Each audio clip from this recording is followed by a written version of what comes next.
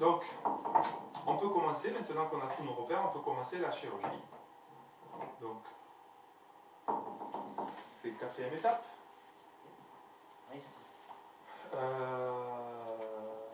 Je vais naviguer maintenant les instruments avec... voilà, c'est là que vraiment ça entre en jeu la précision de la chirurgie assistée par ordinateur. C'est-à-dire que je vais naviguer mes instruments en réel avec des axes, avec des trucs très précis, et des rotations très précises. Donc j'ai des instruments, ça c'est l'instrument classique d'une prothèse, dans lequel il y a une petite fente qui va permettre de faire passer une lame de scie qui va couper l'os. Mais cette fente, elle peut être orientée dans plein d'axes différents. Donc, je me rappelle qu'il faut que je sois perpendiculaire à l'axe anatomique, mécanique, pardon. Et la rotation, ça peut jouer. L'angle de valgus peut jouer. Si je ne le positionne pas parfaitement, je vais user plus vite mon implant. Donc je vais avoir un patient qui va, au bout de 10 ans, il aura à nouveau détruit sa prothèse, il va falloir la refaire. Donc si je la positionne bien, je peux me dire que sa prothèse, il va la garder à vie. Ou 20 ans, ou 30 ans, en fonction de différents paramètres. Plus je la positionnerai bien, plus la prothèse marchera, ira bien, et durera longtemps. Donc, je vais me servir d'un petit support que je rentre dans l'os, carrément, qui va servir de support du guide de navigation. Voilà. Je rentre le petit appareil qui va me permettre de naviguer et de corriger tous les angles comme il faut, avec précision. Donc alors on a même la possibilité de demander à... Là c'est une photo, j'ai fait une photo. Si je mets le pointeur là, je vais à la page suivante. Tac. Voilà.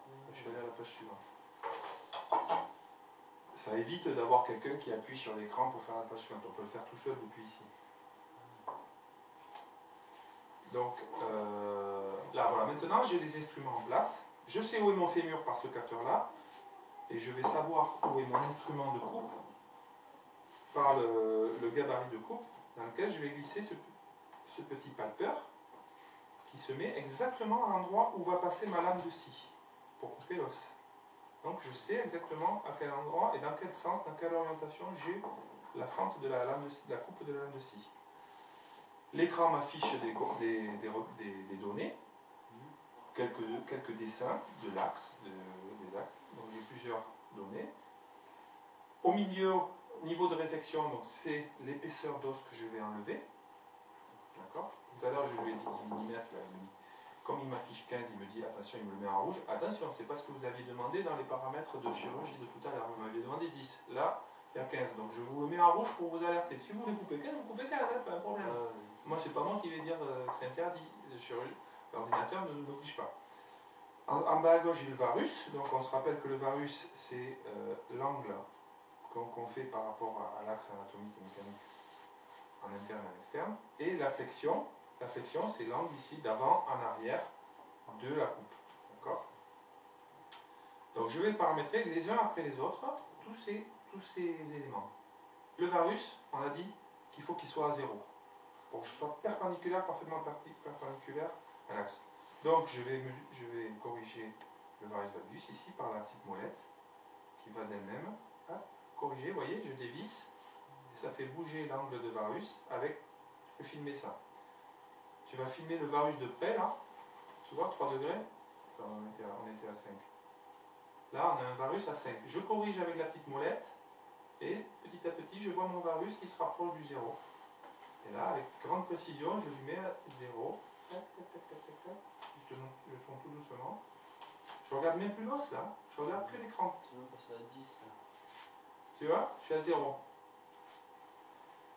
La flexion, alors les fémurs, l'anatomie, normalement, en bout de fémur, on ne le voit pas bien là. Si on se met de profil, bon là il est parfaitement droit, mais normalement ils sont un peu courbes. Ce qui veut dire que ma coupe ici, quand elle sera là, elle va sortir légèrement devant. Si je me mets à 0, donc je lui demande flexion 2 degrés normalement. 2 degrés de flexion. D'accord. Donc je corrige ici la flexion. en dévissant ce petit opérette. Là, voilà, j'ai mis 2, 2,5. Là, j'ai un peu de valgus, donc je corrige à nouveau.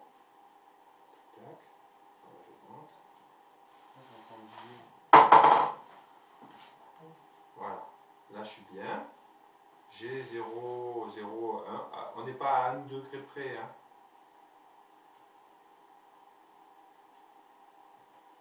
C'est précis. Hein. Tac. Tac. Voilà. Je suis bien. On peut faire une photo. Vas-y. Voilà. C'est bien, 0,5, 0,5, c'est bien. On n'est pas à une précision si pointue que ça. La résection, voilà. Bon, ben là, je suis prêt. Donc, qu'est-ce que je fais? Ben, je fixe mon guide de coupe tel qu'il est. J'ai des petits points, j'ai des petits trous pour fixer le guide. D'accord? Je le mets en position. Là, je ne les ai pas, hein, donc on ne va pas le faire. Je suis prêt, donc j'ai fixé. Une fois que j'ai fixé, je contrôle que ça n'a pas bougé. Tout est OK, tous mes paramètres sont bons. Dernière étape. Donc là, vous avez compris, hein, la précision des instruments et de l'écran qui me donne exactement à 1/2 degré près mes axes. C'est là que vraiment ça apporte beaucoup, la chirurgie assistée par ordinateur. La précision de la visée et des angles. Donc je les fixe, je dévisse les instruments, je laisse plus que le guide de coupe en place. Je dévisse tout, j'enlève tout. Tac. Voilà, j'enlève ça, j'enlève ça, j'enlève ça. J'ai plus que mon instrument fixé avec 2 broches. Je ne sais plus qu'à enlever ça.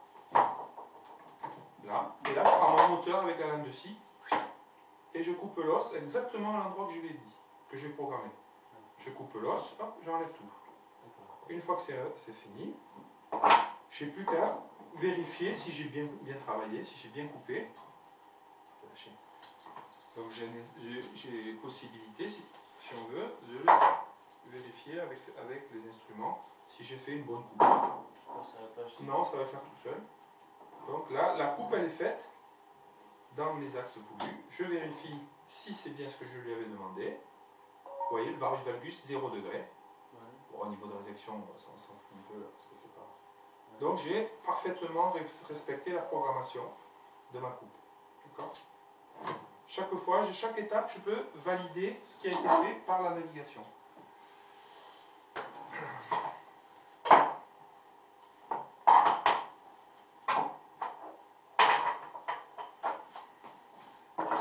Donc le fémur, c'est pratiquement fini. Hein. On pourrait aller plus loin, faire les autres étapes. Donc là, lui, il me demandera l'étape suivante. Mais bon, on va peut-être pas le faire. Parce que vous, on va faire simple quand même. On ne va pas aller faire valider tout.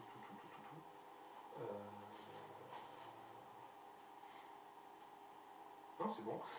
Après, je termine avec des instruments, je termine la préparation du fémur. Je mets des implants d'essai et le fémur est fini. D'accord ? En réalité, il n'y a pas que cette coupe-là. Hein. Il y a une petite coupe derrière, une petite coupe devant. D'accord ? On ne va pas le faire. Vous avez vu le principe. Le plus important, c'est cette coupe-là. D'être bien dans l'axe. Maintenant, le tibia, pareil. Donc, on va aller à la page suivante. Tac. Voilà. Il va me. Pareil, je vais mettre les instruments. Et là, je crois qu'il n'y a pas de tibia. Comme je n'ai pas l'instrument de la prothèse, des instrumentations de la prothèse, on n'était pas arrivé à la clinique quand je suis allé chercher l'appareil. On va faire avec, comme ça, à main levée. Moi, je le fais des fois avec ça. Toujours pareil, la coupe qu'on doit faire doit être perpendiculaire à l'axe mécanique du tibia pour que les charges, le poids du corps soit parfaitement perpendiculaire, ne soit pas de travers pour qu'il y ait une éventuelle usure trop forte d'un côté par rapport à l'autre. Donc il y a à respecter le varus valgus, donc l'angle médio, interne ou externe, la pente, en arrière ou en avant, et la rotation. C'est des paramètres à régler. Donc je vais positionner l'instrument pareil, avec son petit repère, la fente de la coupe du tibia. Je vois l'écran là, vous voyez. Donc j'ai tout qui est affiché. En haut, le varus valgus. avec le varus valgus, la pente en arrière, en avant. La pente, c'est en bas à droite. Vous voyez, pente en bas à droite. Hein. Tout à fait en haut, le varus valgus, gauche, droite, interne, externe. On voit le dessin, hein, si je ne penche en interne, je pense en externe, vous voyez, le balancier. L'écran. AP interne, c'est la rotation. Tac. Je suis tourné en interne, je suis tourné en externe, je suis tourné en interne, je suis tourné en externe.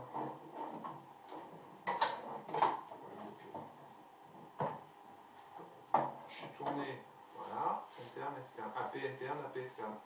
AP c'est antéro-postérieur, d'accord? L'axe antéro-postérieur. Quand j'avais pris cet axe ici, TTA, le point ici, par rapport à cet axe qui est antéro-postérieur, je suis en rotation externe, je suis en rotation interne. D'accord? Et tout à fait en bas à gauche, la résection, c'est-à-dire la coupe médiale. Côté médial, c'est ici côté interne, côté latéral, externe. Donc, si je me mets là, je coupe 6 mm d'os en externe et 1 mm en interne. Normalement, je vais demander 9.